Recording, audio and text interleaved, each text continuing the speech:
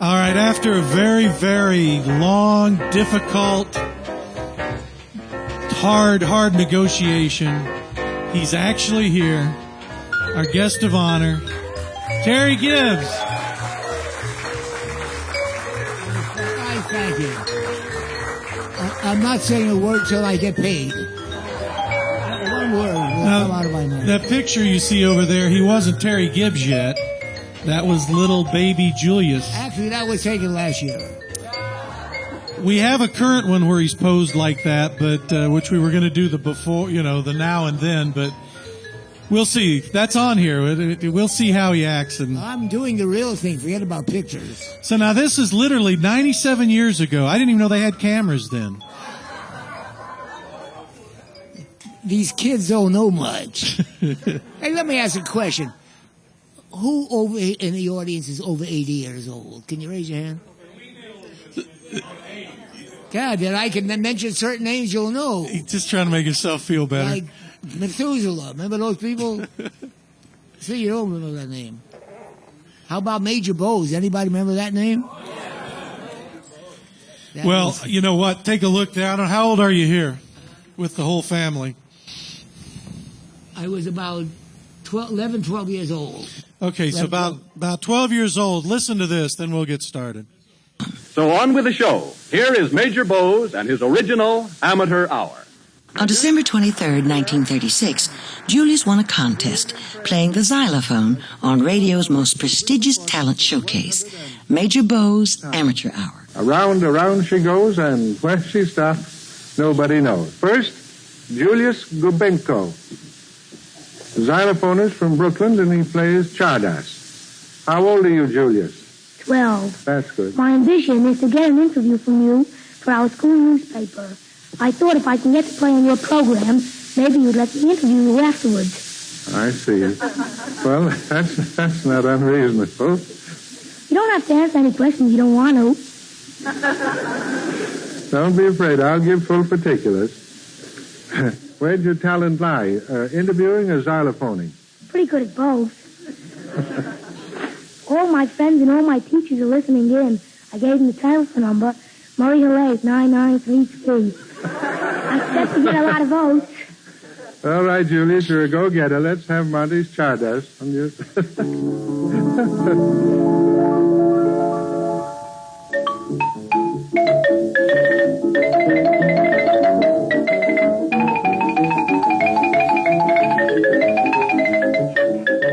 Major Bowes Amateur, that was the biggest radio show in the world at that time. I think Frank Sinatra won a contest one time. I played Chardash by Monty. It's a violin piece. People called in and voted for you. And then if you won, you went on tour with one of his troops. Not that it was fixed, but it was fixed in a way, because they picked who they thought was going to be the winner. And they thought I was the best. I couldn't play that good now.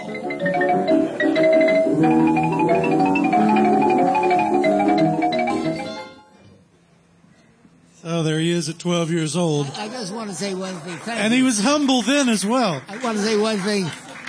You know, I can't act, seriously. If it don't come out of my mouth, it ain't me. I can't do scripts. When I was conducting for Steve Allen, and he used the band, if we had Jonathan Withers on, he gave each guy in a band and thing, and he let me ad-lib, because Steve liked my sense of humor.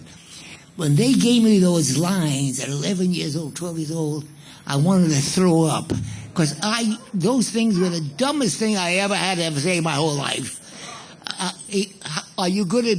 I'm good at both. I never said I was a good violin player. All of a sudden, I'm good at this.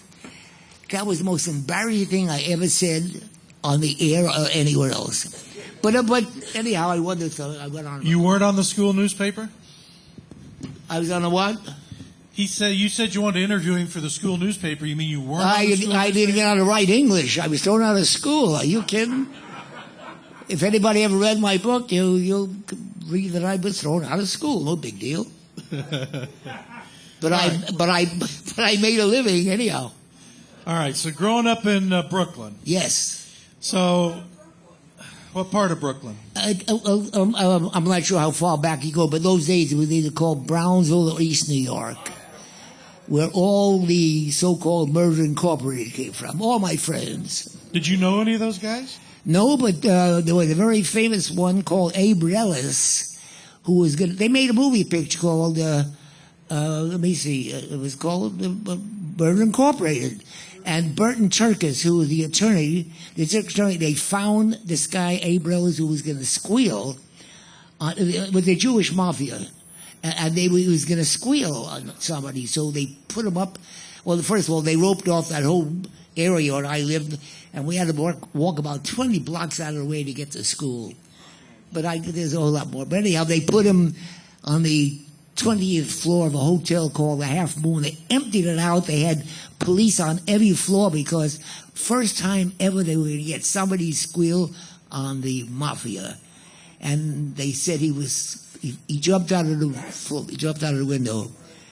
Somebody got paid something to throw him out the window. Those days, nobody jumps out of the 20th floor. We weren't that nuts. So you obviously were kind of a child prodigy, but your dad was a music director. He was, yes, he was a band leader.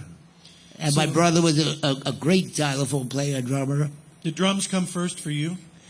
All the percussion is first. I studied xylophone first, then drums, and I had a scholarship to Juilliard as a snare drummer and timpanist, which I turned down because I didn't want to go back to school after hitting a teacher. Which, unless you read my book, you won't know why. I had a right to. She was 6'2". Assume we haven't read your book because, I forgot about that. Yeah, he was a boxer. He could. No, but I wasn't a street fighter. I mean, she just embarrassed me, so I just whacked her out. Those days it was different kind of days. But you weren't the only young guy in your neighborhood that turned into be a well-known jazz musician. It's kind of odd that so many of your friends and you and your friends all... Al Cohn, Tiny Khan, Johnny Mandel, Manny Album, Frank Socolow. A whole bunch of us grew up in Brooklyn. We used to play Monopoly all the time at Frank Socolow's basement when we were kids. But musically, we all caught on to bebop fast. We learned the language of what Charlie Parker and Dizzy Gillespie and Bud Powell were doing, and we were lucked out that we learned it and we got a chance to work, which was good. So you went in the Army? Well, he was being trained to drive a tank. Now imagine that. I was pretty good because I actually, when I was 15 years old, I worked in a summer resort with a great trumpet player who went to school. You wouldn't know these names, but I'll tell you. Bernie Glow, Stan Fisherson, and Shorty Rogers.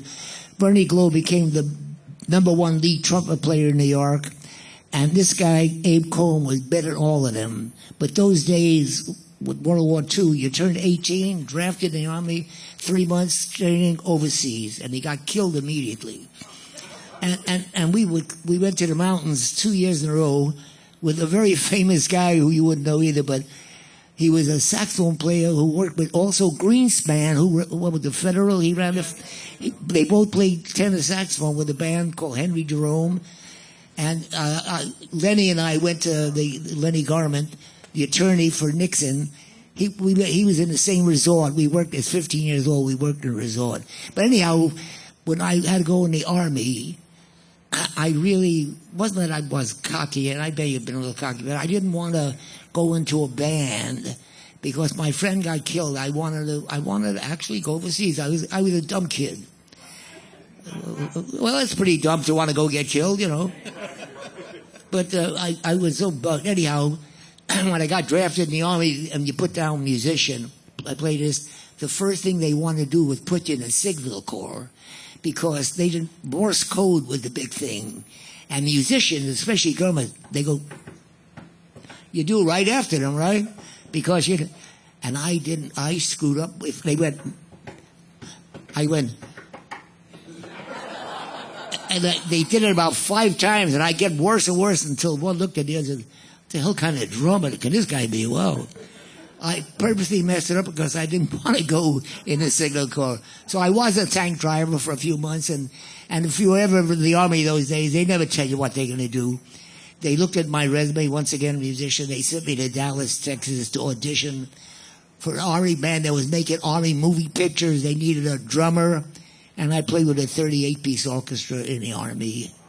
And also xylophones, when I felt we had other drummers, when we had about 6 or 7 guys that used to like to play jazz. Out of his barricade of traps and cymbals comes Private Terry Gibbs, the 8th Service Command Orchestra's drummer, to show the vibraphone a new way to say, the world is waiting for the sunrise.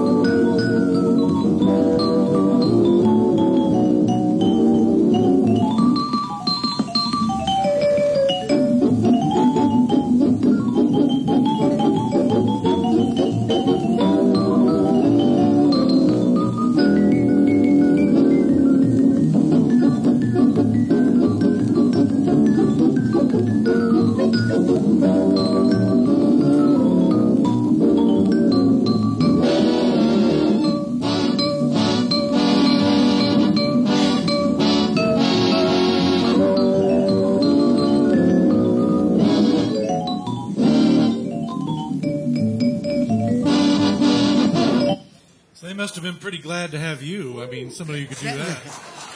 That was, you know what? There were never vibe parts. I wrote that arrangement for myself. It was the first because there was no music for me to play, so I wrote my own arrangement. So I got a chance to play the one xylophone thing. When you went in the Army, bebop hadn't come along yet. Modern jazz hadn't come along, and then in the you said you came home on furlough. And all of a sudden, well, my friend Tiny Khan. Well, when we grew up together, when I say we grew up together, Tiny Khan said he grew up together for the simple reason that he weighed 350 pounds at 15 years old. We looked like Sidney Greenstreet and Peter Lorre walking down the street. If you knew what they looked like, because he was just big, and I was small, and nobody would hang out with him because he couldn't play sports. There was a game we used to play called Johnny on a Pony. One guy would lean. Remember, the one guy would lean against the wall, and everybody would bend down. You have to put your head on it, and the other team would jump on 4 guys. Who's gonna let a 350-pound guy jump on him? It's his back is broken, his arm is broken, the sidewalk is broken. Everything goes. So anyhow, Tiny, nobody would play with him, and so from 6 years old until I went in the Army. We were together day and night, and he probably taught all of us. Like John, you know the name Johnny Mandel wrote "Shadow of Your Smile" and all those songs. If Johnny were alive, he would tell you that he learned how to write swing music from Tiny Khan. Tiny Khan never took a lesson in his life and wrote the greatest arrangements. Tiny Khan started a style of drumming that Mel Lewis picked up, and then Frank Capra and Jeff Hamilton. And Tiny Khan was the starter of teaching us all how to play bebop by taking us and showing us. Because I was in the Army, there was a record band, so there were no records being made. So I remember my favorite people were Lester Young and Roy Eldridge, and I stopped playing the vibes because I had all this technique. You heard a little bit, and I didn't know what to do with it. So I started playing drums with bands, and I played with an Army band, 38-piece orchestra. And when I came out of the Army, and I heard bebop, the melodic part of that whole thing, and I had the technique, and I learned the language pretty fast. I was very fortunate to start working early. I'm a blessed human being. I had 80 years of fun playing music. This morning when we were doing one of those presentations, we heard the piece there from the Army band, and then heard something from a couple of years later with those early recordings with Aaron Sachs and Alan Eager and all. and you completely adapted or completely mastered the new language that fast. Yeah, well, I think that was the first record that I actually ever did before Alan Eager. Yeah, Aaron Sachs, I think Yeah. so. So there's 52nd Street, and that was where, everything was happening, and bebop had come onto 52nd Street, and then guys like, young guys like Terry that discovered it, was such a mind-boggling thing to hear, something that they'd never heard before. But then when you got out of the Army, you ended up at the Three Deuces yourself with this group. With Bill Durango, yeah. It was 52nd Street was something that every young musician is missing. They used to have on 52nd about 5 or 6 clubs on one side and 5 or 6 clubs on the other side. It'd be Coleman Hawkins on this club and Dizzy Gillespie and Charlie Parker here and Les DeYoung here and Royal Roost. It was just music. The 40s, actually I think my greatest eras were the 30s where they had the big bands, and 40s where bebop started and the big bands were still there, and the 50s when bebop became the music for musicians, for the jazz players. Wasn't Bill Durango kind of unique? Stylistically, wasn't he? Yeah, he was one of the first guitar players to really catch on to the bebop thing also, in a way. So it's too bad this trio. I know you guys did some traveling. No, actually there was also Art Mardigan on drums and Charlie Lee. They only captured the 3 of us in a picture. There were 5 of us. But no recordings, no. No. In fact, we were fired from the first job. We got booked in Chicago, and they fired us on the first song. After the first song, we got fired. That was one of the trips. Tiny Khan, who weighed 350 pounds, and a piano player called Harvey Leonard, and Bill Durango, and the bass player called Charlie, and myself, went to Chicago, and this opened this club, and bebop was still new. Even New York, not everybody was doing it, but it was really hot. And after we played the first 2, the guy fired us. Now, we all had a room at the Alexandria Hotel, and Bill Durango, who had no money at all, he was the leader, we had to go into one room and live in one room, 5 of us. But, when you're a kid, it's serious, it don't mean anything. When I say kid, when you're not, there's no money involved with anything, you're there for the music. But it took us a while. And then, unfortunately, we met, because we weren't working, Tiny Khan and I met Lou Levy, the piano player, who became one of my closest friends, went to Sweden with me. And we met Jackie Kane and Lee Konitz and somebody else, I forget the name. But these guys were great Chicago musicians. Jimmy Rainey, right. Who said that? God, he knows more about me than I do. Hey, Charlie. Charlie, tell him when I was 16.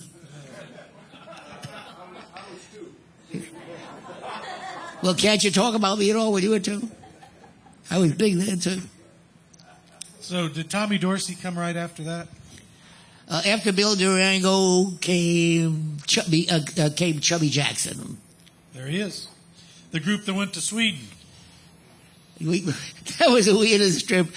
Chubby flew over there, and we'd never been to Europe ever. And by the way, Denzel Best took Tiny Khan's place because Tiny got sick, and we recommended Lou Levy because Gene Denovi, who was the original piano player, got sick, and so we went there. All we couldn't speak a word of English, and I mean, you're right. We couldn't speak English either. But we couldn't speak any Swedish. I never could speak English. I could speak Jewish. So anyhow, we got there. We learned how to say "orbodu" because Chubby had rented a room, a house up in the mountains somewhere, and we just learned the word "orbodu" because in case the driver was going to fall asleep, you tap on the shoulder and you say "orbodu." Hey, okay. It means how do you feel? That's about all we learned. We got up this house Chubby got us. And we go in there, and by the way, Sweden is like always 50 below zero. And we go up in this house, and it's freezing. And there's no heat. We can't find nothing. There's no furniture. It's like nothing there.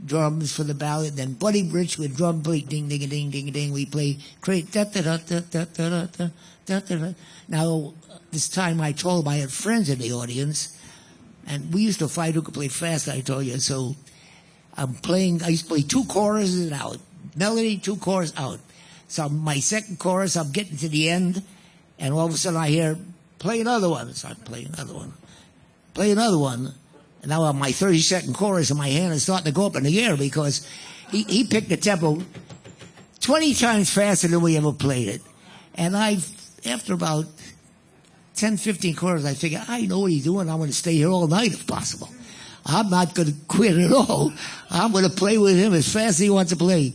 So then, after we did that, we went up to the room, and Buddy thought he could fight. We were going to get in a big argument about fighting, and the manager, by the way, by doing this, we ran about 10 minutes overtime, and they have these movie pictures to show. So the manager ran up to Tracy, where Buddy and I having a fight, and he says to Buddy, are you kidding? Nobody knows this kid, and you're featuring him. He said, get out of my room. But if you knew Buddy Rich, he didn't care who you were. To everybody. Only Frank Sinatra did they have that much respect for. Everybody else, get out of my room. He didn't care who you were. And he did that twice. Now, his next show, because I told him I had friends, he played da-da-da-da-da, which lasted another half hour playing that. And manager came running up to him again. Buddy threw him out again. There was only one Buddy Rich. I played his funeral, by the way. We loved each other. So then Woody. Yeah. So after Buddy Rich, you didn't think you were going to go back out on the road, right? No. I actually, when I left Buddy Rich, Johnny Mandel and a guy called Jackie Carbon. Johnny Mandel played bass trumpet on the band. I want to tell you. Johnny always thought I was going to be a writer of songs because there were never vibraphone parts written for those, because there were no vibe players those days, so big bands never had vibe players. Only Benny Goodman did. And so I used to write my songs I wanted to play with chord changes I wanted to play on, and Johnny would write the arrangement. I would write the song, and Johnny would write the arrangement. I kept writing the songs. And then when I went with Woody Herman's band, I would write the song, and Shorty Rice would write the arrangement. I lived with Johnny for about a month or two, and because I did so much writing, he thought that I was going to become a writer, and he was just going to write for singers or whatever, big bands. And I was too much of an instrumentalist. I wrote everything I recorded. I wrote about 200 and some odd songs. By the way, I'm the Irving Berlin of the jazz field. Irving Berlin is the only one of the George Gershwin, Jerome, all those people that published everything I wrote. I published everything I wrote. Because if you gave it to a publisher, after 7 years, you get 12 cents in the mail.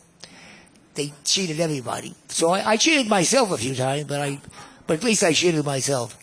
But anyhow, I would write the songs, and Johnny, I wrote for most of my records, but Johnny, as we know, went on to write The Shadow of Your Smile, and Emily, and a whole bunch. I spent a lot of time on the phone with Johnny, because we were the only two left of that crowd of 1944, 45. So I think Johnny was in my house about 2 weeks before he died. So when you went on Woody's band, Woody'd been using a guitar player the entire time with the second herd, and then decided to get rid of the guitar and bring the vibes back. So was that Woody or Chubby, or how did? Well, Chubby got me on. Actually, Chubby went back to Chubby used to be with the first herd, then went back and joined the second herd. And then got Lou Levy and myself on the band. But the wildest thing, when I left Buddy's band, I told you, with Johnny Mandel and a few other guys, Johnny went down, San Francisco, we left the band. Johnny went down to L.A. Those days, to get a union card, you had to live in the place for 6 months. So Johnny went down and had to get a union card, and we went back to New York. Now, only one guy, Jackie Carman, a trombone player, had a car, and he's the only driver. And so all we had was $100 to get to New York. Of course, gas was only about 19 cents a gallon or 20 cents. And so we get to somewhere close to Vegas, and we were actually running out of money. So we said, you know what? I hear you're coming a lot of money by gambling here. Everybody wins. Everybody wins. So anyhow, we lost, within 18 minutes, we lost all our money. And we had no money. And Frank Pinto, a trumpet player, had to send home. His mother wired him $100. And we went into a store and bought salamis and cheeses. That's all we had was salami and cheeses for making a 5-day, 10-day trip back to New York. I must have lost about 10 pounds eating salami and cheese. And when we got to the Holland Tunnel, if you know New York, by the way, New Yorkers are the rudest people in the world. I grew up there, so I know. Because I was one of them.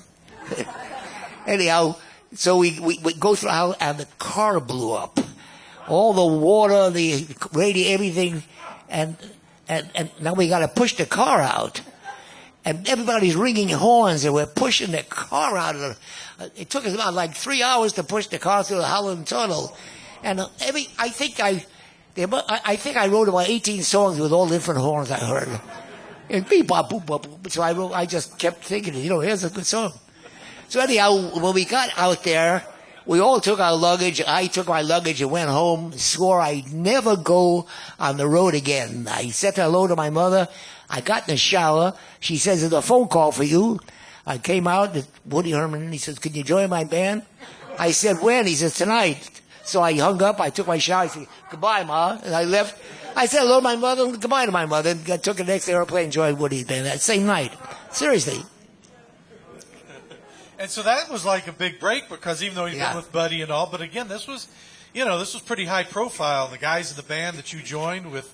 Well, all the young guys who really became famous, like Al Cohen, Zoot Sims, Stan Getz, Serge Charlo, Shorty Rogers, Red Roddy, there was Lou Levy, Bill Harris, Earl Swope, Chubby Jackson, Woody.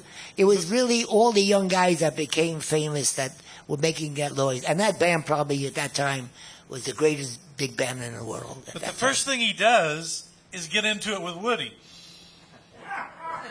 Well, I may as well show him where I'm at, Well, what was it? Woody told you to use different mallets or something? No, that came later. It wasn't Woody. I'll tell you that mallet story. The first review I ever got, I was with Bill Durango. The headline said, I must have been 24, 23 years old. It says, Young Vibus upsets 52nd Street. And guy said, I'm this great, I'm this great, I'm this great, I'm this great. At the end, he said, the only thing he has to worry about is wrist lifts. Does anybody know what wrist lifts are? I don't know either. So I figured this idiot doesn't know anything at all. Everything he wrote is... So I never really cared what any reviewer said, except in those days when you played clubs, they'd come and review you on a Monday, and it'd come out Thursday, and you wanted a good review because the Downbeat magazine and the newspapers those days were like the Bible to club owners. If you got a good review, the place would be packed. After I started playing concerts, I didn't care if the guy said I was crazy or I couldn't play or I should go and start to like lessons because it's a one night and I leave town. Because I hate to say it, but most reviewers are ex-musicians who try to make it as musicians and didn't make it, became writers because they knew a little about jazz, but that's all they knew was very little about jazz. So the mallets for Woody. Oh yeah, so that was it. No, with Woody was different. We're recording this very famous song, which became famous, called "Early Autumn," and those days, everybody can hear that, right? If you heard that on when you're making a record, you had to stop, make another take, because they didn't know how to edit those days. And so we're recording Early Autumn, and we did about 8 takes those days, because if it would mistake, it couldn't stop it to take it out. After the 8th take, Woody said, that's a take, and that was the end of it. It was like about 9 o'clock at night. And so Stan Getz and I stayed back. We wanted to hear our solos on that thing, so the guy played all 8 takes. And Stan looked at me, and I looked at him, and I said, I like take 4. He said, I like take 4. Let's go tell Woody that we like take our solos better than take 4. So we went to Woody's room, and Woody used to like to drink a lot, so by the time we got there, he was juiced out of his bird. I answered the door in his underwear, and he said, what do you guys want? We said, listen, Woody, we were in the room, listen, we were listening to Early Autumn, and we liked our solos better on take 4. He said, you got to understand, guys, the whole band sounded better on take 8. The band, you know, it's the 60, it's 18 guys there. But we said, yeah, but our solos, we liked our solos. But he says, the band, he says, but we like, get out of my room. He chased out of the room, but take 8 came out the next year. Stan and I both won the Downbeat Award because of Early Autumn. And I always say that if they took our takes, we'd still be looking for a job. Yeah, and then I learned something from Woody. That's why with the Dream Band that I had, every soloist in that band, I'll go through names, Richie Kamuka, Bill Perkins, Joe Maney, Charlie Kennedy, Jack Nimitz, Jack Sheldon, Connie Candoli, Frank Russolino, Carpenter, Lou Levy. Great soloists, but I wasn't worried about the solos because I know they could play. The ensemble is what I care about. That's why I hired the best arrangers, because without a good arranger, the arranger is probably one of the most important guys. If you find a guy that can find you. And after having 6 different arrangers to start with, I wound up with Bill Holman and Manny Alban, Al Coven, who lived in New York, who knew me very well, who knew the style of playing I was. I like a lot of fire music. I like it exciting. As you'll hear tonight and tomorrow, when they're playing the music from the albums. So that Woody Herman second heard, Woody had a lot of, Woody just had his hands full because you had all these young guys and a bunch of guys, doing goofy stuff. I mean, you had Terry, you had Bill Harris, who had his mannequin. They were all nuts. And Bill Harris is traveling around with a life-size mannequin and throwing it off rooftops and things like that. Yeah, well, we were young. And you've got Chubby, Chubby, when, Woody would take a break, Chubby put on his little fairy outfit and go ballerina around the stage while they're playing. And then the rest of the band were junkies, which, again, is certainly nothing to laugh at, but I mean, it was difficult for Woody, and a lot of the guys in the band had, problems as a result of that. He put up with a lot. But let me tell you, this is one of the straight guys in the band, of which there weren't many. I must admit, I did smoke pot, which is, I was way ahead of my time. Now you can go to the drugstore and buy like 4,000 pounds of it, But if those days you got caught with one this big, you went to jail for 6 years. Yeah. But I mean, I got it, because you mentioned something, but it wasn't us. Flip Phillips, remember that name? Flip Phillips and Sonny Berman, who played on the first herd, they bought this pure rubber mannequin, and they would go to the roof of a 16-floor hotel, and they'd have the band boy waiting downstairs, and they had a thing on with the band boy. They would scream, we'd stand out and gonna throw it out, and they would scream. People would gather along. They wait about 10 minutes, 15 minutes to scream, until about 100 people gathered looking up at the roof. This thing that jump out the window, and then they throw it out the window, and 40 people would faint. But the band boy had to catch it on one bounce. If he wanted to get a tip, he had to catch it on one bounce. If he didn't, no tip, till they got to the next hotel. Serge Shaloff was the instigator of a lot of stuff. Tell us a couple of funny Serge Shaloff stories. I know there's a. Well, Serge Shaloff was. We had all the bands had baseball teams. Harry James loved baseball that much. He had uniforms for the band. They had uniform with cleats on their shoes, and we had good. I was a good shortstop, and Earl Swope had a chance to play with the Washington Senators. He was a great trombone player, but he played third base. And Shelly Mann played second. We had a fairly good team. And we beat Harry James one game, and he beat us one game. And Harry said we were here playing in California, and Harry was visiting with Betty Grable. He said, whoever wins the next game, if we win, he'll make a party for us at the club we play at the Empire Room. And so Chubby said to all the guys, man, look, they're all junkies because they were stoned at their uniforms were, well, forget about it. Chubby made a speech. Look, guys, we have a chance for Harry. You're going to take everybody. We're going to have dinner. Show up sober for the game. Show up sober. And so we showed up at the game, and Stan Getz was the pitcher, who pitched about 40 miles an hour. Boy, the ball went like this, He was stoned out. Serge Shaloff was the catcher. After it hit his mitt, he fell over. So that was the start of the game. Though he did beat him, and Harry did make a party for us at the thing. How about the air pistols? Oh, yeah. So we bought air pistols. And the idiots used to shoot out the window in the field, probably kill 84 cows and maybe 20 people. But they were shooting air pistols.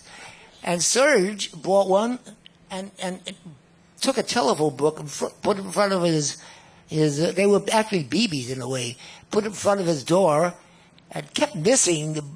Serge was stoned all the time and made a hole as big as he could crawl through. Now, Serge could lie his way out of anything. Every time Serge would do something where he'd break something in a room and the manager would say, listen, you got to pay. He said, how dare you, sir?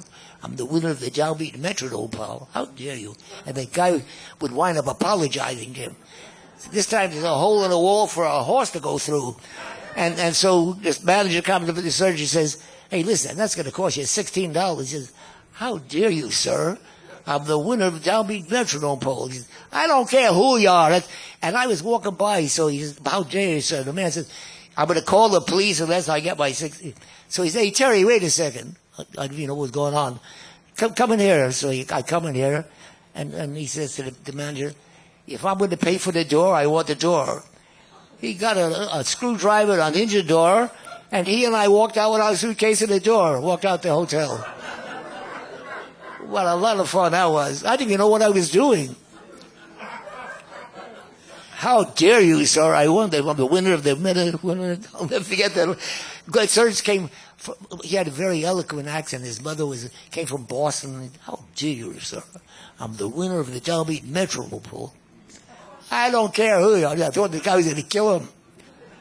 I think probably the peak of that band, the high point of that band, you might disagree, but was the Royal Roost engagement, because it was a place where modern jazz was celebrated. And they were there for about a month and just tore the place up, did the broadcast. So anything. Well, that was the starter before Birdland. That's what started Birdland. After they bought that place, I think Birdland may have been a little bigger. And Monte K, they wanted, because the place was doing such great business with Woody. And then I sort of became like a house band leader. I got a chance to work as a kid in my 20s. It would be Count Basie. Oh, there it is. Count Basie and Bud Powell and Count Basie and Terry Gibbs, Elephant Joe. Where's the tour that we did with Sarah Vaughan? You got that one with Billy Eckstein? Yeah, I get it. That was a great tour. I got a chance to play opposite Duke Ellington, Count Basie, Charlie Parker. I learned so much about being a band. Well, not from Count Basie because he was so loose. Or Duke Ellington was even looser. Duke Ellington was one of the nicest guys. He had the same guys in the band for about 30, 40 years, I think. All the guys were there. And usually with a band, the musicians get on first, then the band leader shows up. With Duke Ellington, the band would be at the bar drinking, and he'd be the first one on stage, and he'd be playing the piano. All of a sudden, the trombone player would come sit down. And Johnny Hodges wouldn't sit down until he wanted to be the last one. He wouldn't sit down until everybody did. Duke Ellington was the greatest. There's one of the handbills from one of the tours with the quartet with Terry Pollard. There's the program. That was probably the biggest show I've ever been with in my life. You see that Billy Eckstein, who was hot those days, and Count Basie. He had that band with Joe Williams and Thad Jones and Sonny Payne and Frank Foster and Frank West. And then there was Sarah Vaughan, who had Roy Haynes on drums. And there was Lester Young, and Bud Powell and Phineas Newborn. It was like every act, instead of staying in your dressing room, at the theater we played, would come out to hear the other acts because, especially when Count Basie would open the show, nobody would be in that dressing room. We'd all be standing on the side of the stage listening, Look at the top ticket price, $3.85. Isn't that amazing? I couldn't even get a sandwich. You kidding? Can you get a hot dog for $3? Back in Brooklyn when I grew up, at a place called Grand's on 42nd and for 5 cents you can get a hot dog and a root beer or a hamburger and a root beer. That same one cost $84.12 today. There's the band Birdland in '52 with Ezra Charles. You didn't try to box him, did you? No, I gave up then. That's when I quit boxing. Probably a good idea. But I wasn't going to tell him that he was playing all wrong notes, so. Did you tell him that? No, forget about it. You have to know your place. You have to know who you're going to. Right now, I don't fight a Jerry, guy 9 foot tall. We ought to go out in kind of a big way. Tell Don to put down his mellophone, bring out his mallet, and we'll do that duet. That duet that Terry and Don are so well known for on Flying Home. That duet that Don and I did started out Terry Pollard. By the way, I want to plug something before I do anything else. They're selling my records and Jerry's records at there. And by the way, on my record, it was a jam session at my house. They're back there. Anyhow, Jerry will sign them, and I'll give you an X. But Jerry's record, which is newer, actually, he recorded 18 of my songs that I wrote. So that was very nice. With some of the greatest, with 5 of the best piano players, and Chick Corea's last record is on Jerry's new record. And on my record, you gotta like me because I'm on it. So is Jerry. And John Campbell and Mike Garula, the bass player who played that. It was a jam session in my house, serious. And the record owner's here. But who cares? Why should I mention him? He's not paying me anymore. So what'd you have to give Pee Wee Marquette to say your name right? Well, if you said it, he used to say Ed Shaughnessy, which was Ed Shaughnessy, and he called Eddie Kotex. Eddie Kotex. Now, if you wanted to announce your name at all, you had to give him a tip. Or he wouldn't say, forget your name completely. So everybody had to tip him $1, and the band leader $2. And one time, I said, Pee Wee, I'm here's $5 for my whole band. $3 for the kids in the band, and $2 for me. Don't bother them. And then Terry Pollard came over to me and said to me, hey, Terry, why did Pee Wee ask me for $1? I went to Pee Wee. I said, Pee Wee, I told you. He said, Terry, business is business. A midget knew business was business. What I want to do is, we'll do this tomorrow as well, where we'll talk about a variety of different things. But I want to see first. I know you like to take questions. Yeah, so I like to take questions from the audience. If you want to stand up and ask a question, I'll repeat it so everybody can hear it, and then. You can ask him whatever you want. It doesn't have to be anything we've already just raise your hand if you got a question. I can. Go ahead. Go ahead. Is it true that your piano player was Alice McLeod?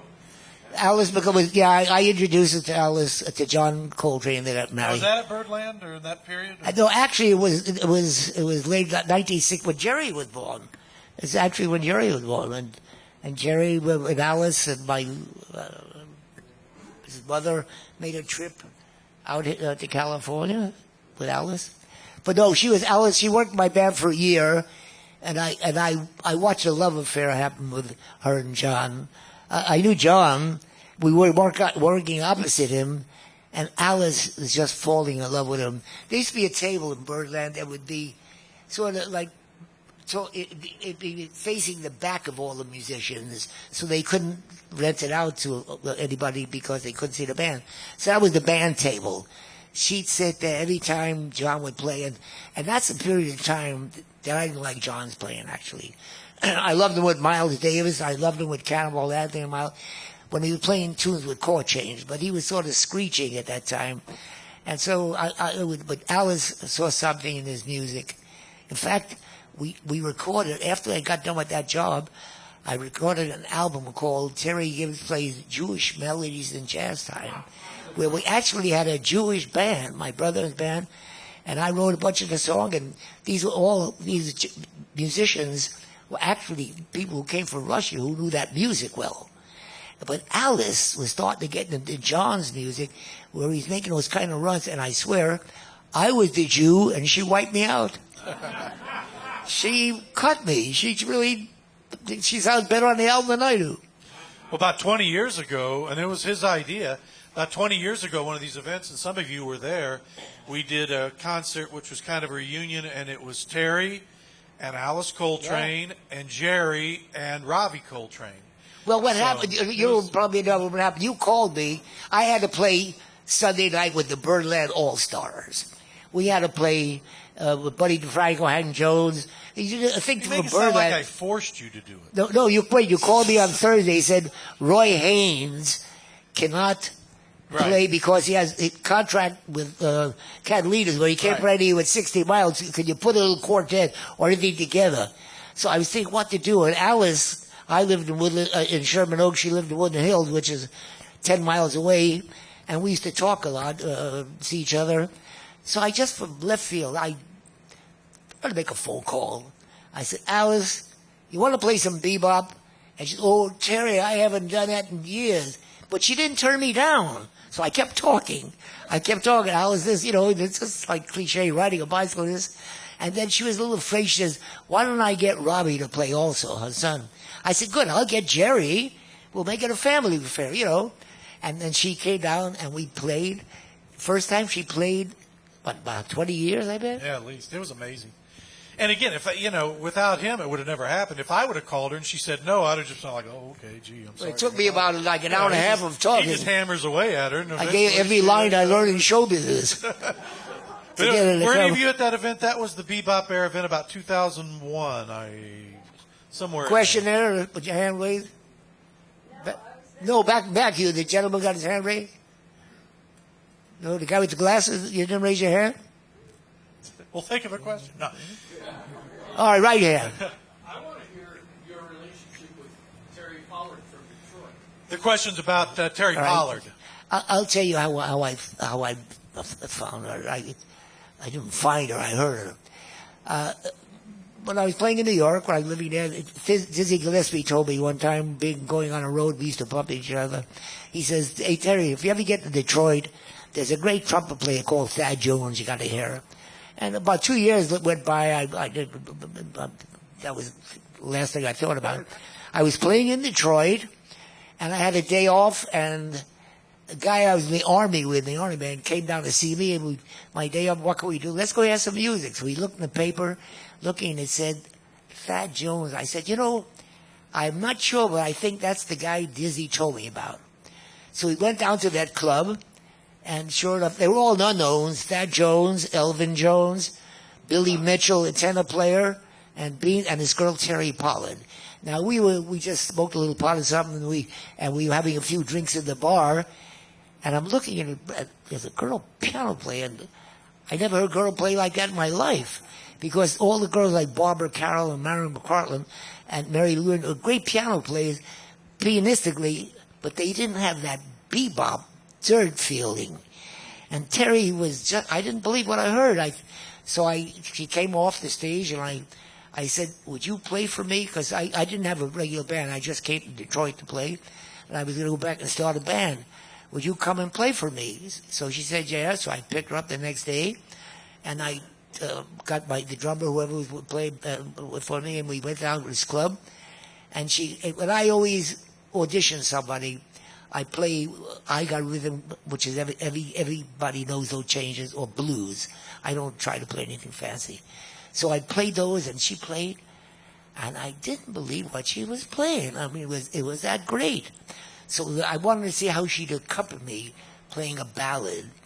So I said, Terry, you know a song called You Don't Know What Love Is? She said, no. I said, hit an E-7 flat 5. She was in back. E-7 flat 5. I turned around and she hit some cockeyed chord. I said, wait a second. Maybe she didn't hear me. I said, E-7 flat 5. And I turned around again. She played another cockeyed chord. And I started to get a little strong with my voice. I said, E-minor. She said, listen, I don't know chord changes. I said, how are we going to play? She said, why don't you just turn around and play the song? I didn't know what to do. I'm being told off by a young lady who I never met in my life. And so I turned around. I started playing You Know. I swear to God, she came on with every chord change that song and more. So that knocked me out. Then she told me, now you heard him say Don Elliott and myself before. We used to play these live duets in New York and break it up. She told me she played some vibes. I said, "Oh, great! At least piano player. I don't care if she plays good. She doesn't play good because I'll teach her all the tricks and let her play, and we'll just do all the gimmicks, you know." So I figured. So I figured I'll play the piano for her. Once again, I'll play. I got rhythm with blues. So I played some blues, and I swear she played as good as I just did. And then I figured I'll play I Got Rhythm. I didn't believe what she was playing. She sounded that good. She sounded as good as, I swear, as Milt Jackson and myself those days. She was that good. So I wanted to take her on the road, and she'd never been on a road with a white band. Those days it was 1953. So you got to understand that things were a lot different than they are now. And they're bad now. And so I had to get, there was a guy called Bill Matney who was a correspondent for the paper who I knew well, and he and her pastor, we went down to her mother, and I told her that my ex-wife and we would take care of her, which we did, and she joined my band, and the first night at Birdland, Charlie Parker offered her a job. I figured, well, one night was good, you know. She was in my band 4 years. She never left my band. We spent 4 years together working.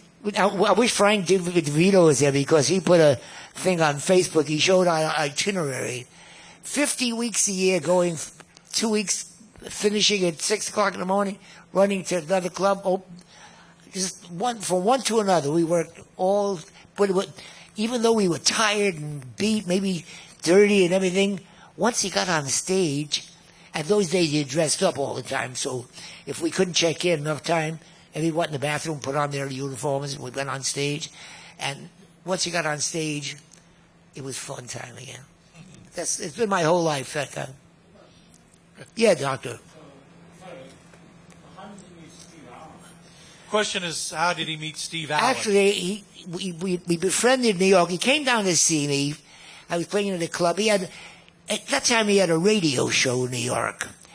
And he had a piano there. He saw me play two-figure piano. He says, would you come on my radio show at 4 o'clock in the morning and 5 or whatever it is and play some two-figure piano? I said, yeah. So I went up there. And Steve was not a comedian. He was a wit. And I don't ever know what I'm going to say at all. So we got along great because like two idiots just rambling along, laughing at each other, and I played we became friends. And then every time when he got to the Tonight Show, every time I would be in town or around him, he'd have me on as a guest, playing vibes. And then I taught him how to play some. I go to his house because we were close. I taught him how to play some vibes because he played piano, and it's easy to teach a piano player because they know the keyboard. Technique is the only thing I learned. So anyhow, he asked me if I would go to Las Vegas as an act. I was conducting television shows at that time. I did the Regis Philbin show and a show called Operation Entertainment after that. And I didn't have any shows, and he asked if I would go as an act. I would play, which I have an arrangement, which Chuck may play with somebody tonight. And I Got Rhythm, which just featured me playing piano and vibes. And then I played What's New, and then we played a vibe duet, which would close the show. And the vibe duet was such a hit that after we closing the show, we walk out the stage door, nobody ever said, Terry, you sounded good. Mr. Allen, I never knew you played the vibe that good. Which actually made me a winner because I wasn't there to make them look bad. I was there to make them look good. So anyhow, we were going to go to Vegas, and I said to Steve, who's conducting the show? He says, we got the house band leader, Nat Brandwein, who was the house band leader at the hotel, I think it's Harrow Hotel. I said, can I conduct? I'd like to conduct the show. He said, but I can't pay you any more money than I'm paying. I said, I don't care. I don't want to sit around all the whole hour and a half and then go on. He said that you can conduct the show. So I conducted the show. And while we were conducting the show, about 2 weeks into the engagement, he came to me and said, look, I'm starting a new TV show. You want to be my musical director? And from there, it went on for about 17 years. Maybe time for one more? Charlie. George Shearing told me that he tried to hire you, and you were too big by that time, No, my only dealing with George Shearing, which I knew well, he had a great sense of humor, is we both won the metronome poll. And when you win the metronome poll, which is a magazine, unlike the Downbeat where they give you a plaque, on the metronome poll, all the winners get together in the studio and record a CD. 78s, a few 78s. And it was pretty straightened up because when you got to the studio, you said, why did he win? He should have won. Why did he win? Nobody liked each other when we got there. So now the guy Barry Uhlenup, one of the editors who ran the thing, he said to George, why don't you make up a song and we'll get you and Terry and we'll make a quintet like your group. And then we'll have the band join. So George made up the song and I started to play and he says, Terry, shut your motor off. I said, George, I don't play without the motor. He says, but I do. I said, but I don't. So Barry came over to him and says, hey, George, I want to tell you this. This is not your band. These are all the winners of the metronome poll. Terry will have the motor on if you want to play the song. So I left the motor on. And George and I became good friends, really. He had a great sense of humor. Well, well, let me tell you one story about George Shearing. George Shearing was working at Crescendo at a place, and I was working with the Dream Band. And he'd have his valet bring him between sets to hear that band. And I couldn't get him to sit in because I honestly think he was afraid because that band was that good. I mean, Lou Levy was playing piano, the band was that good. Finally, he came in one night, and I got him up to play, but he didn't realize he's got the sickest bunch of guys in my band. And as he sat down at the piano, somebody would come over to him and say, George, we're starting at letter B. George is blind. And George is blind. Starting letter B, or somebody yelled, let A, George. Or they turned the music around. We did everything in the world to George that made him want to go back to Crescendo fast. He went right back.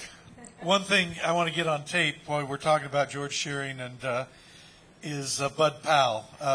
Let's finish up with that story because it's actually pretty. Bud Powell. Well, I gotta say what he said. It's kind of. But two things. First, Bud Powell never believed that George Shearing was blind. You know what a hot foot, they used to take a match and put it in your shoe, and then they light it, and Bud Powell used to do that to him all the time. So George, hey, Bud, and then Bud Powell would also, while George was playing, would hit him, and then, hey, Bud! So anyhow, one time, it's jam session night. I was doing the Benny Goodman show, and Teddy Wilson and I came. Well, that's your hang up. Yeah, I'm sorry. Well, that's a good set into one of them to say. Those lines are very important, by the way.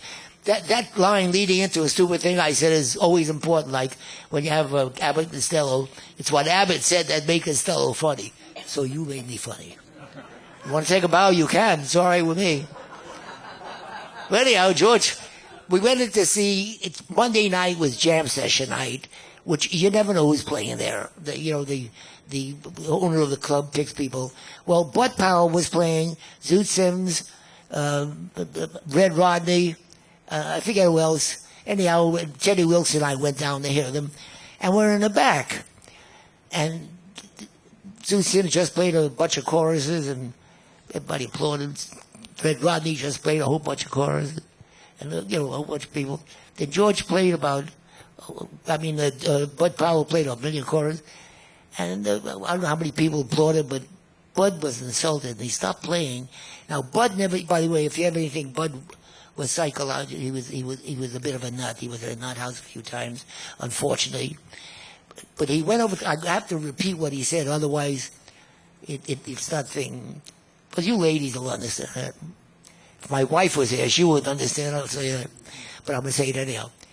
Bud Powell quit playing and walked over to the microphone and stopped the band, and he says, ladies and gentlemen, I just played 50,000 chords on the piano, and you gave me a pat. George Shearing, I make $15 a night. George Shearing comes to this country, makes out like he's blind, gets $1,500 a night, and you gave me just this pat. You're all a bunch of simple motherfuckers. Morris Levy, who happened to be one of the Mafia guys, who owned the club, ran. Lucky he didn't get George, or George would have been in Peoria, Illinois by now. Terry Gibbs. I hate to end with that's a terrible way to end a night, isn't it? By telling a dumb joke. To be continued tomorrow. I think it's it.